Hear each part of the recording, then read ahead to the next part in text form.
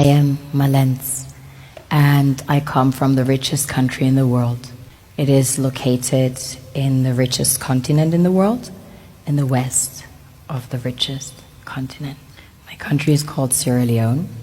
On the surface, we are blessed, producing the most exquisite harvest of coffee, cocoa, fruits, vegetables, and caoutchouc. You name it, we've got it. Besides gold and diamonds, we have about 20 precious minerals that have been discovered as of today. We are blessed with the real treasures kings and queens of this world desire.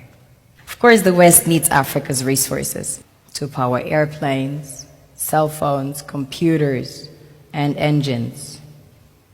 And the gold and diamonds, of course, a status symbol to determine their powers by their core and to give value to their currencies.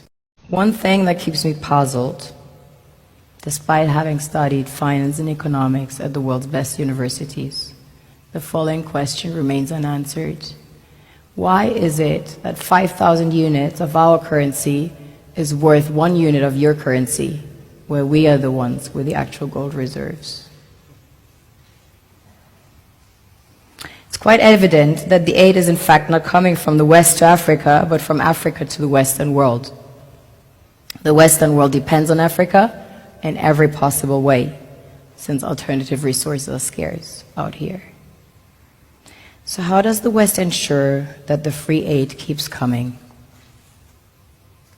By systematically destabilizing the wealthiest African nations and their systems, and all that backed by huge PR campaigns, leaving the entire world under the impression that Africa is poor and dying and merely surviving on the mercy of the West.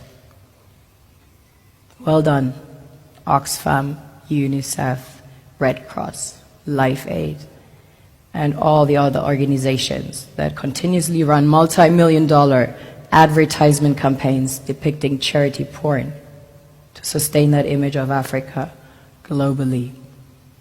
Ad campaigns paid for by innocent people under the impression to help with their donations. While one hand gives under the flashing lights of cameras, the other takes in the shadows. We all know the dollar is worthless, while the euro is merely charged with German intellect and technology, and maybe some Italian pasta. How can one expect donations from nations that have so little? It's super sweet of you to come with your colored paper in exchange for our gold and diamonds.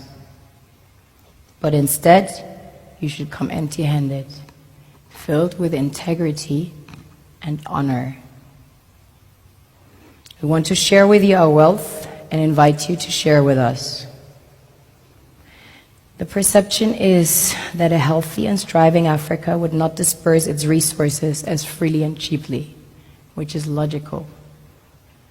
Of course, it would instead sell its resources at world market prices, which in turn would destabilize and weaken Western economies, established on the post-colonial free meal system.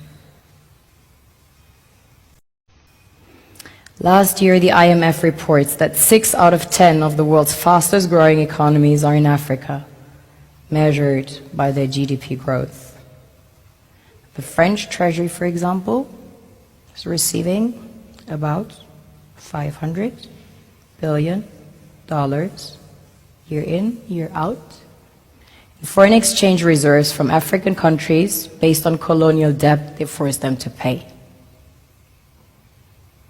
Former French President Jacques Chirac stated in an interview recently that we have to be honest and acknowledge that a big part of the money in our banks comes precisely from the exploitation of the African continent.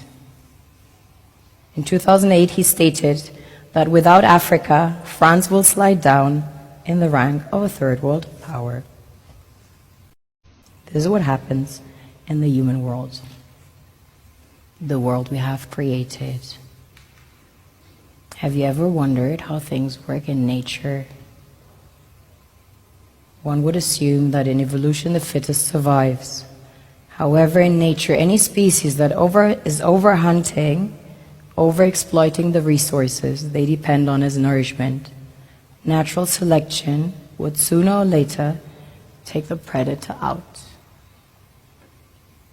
because it offsets the balance.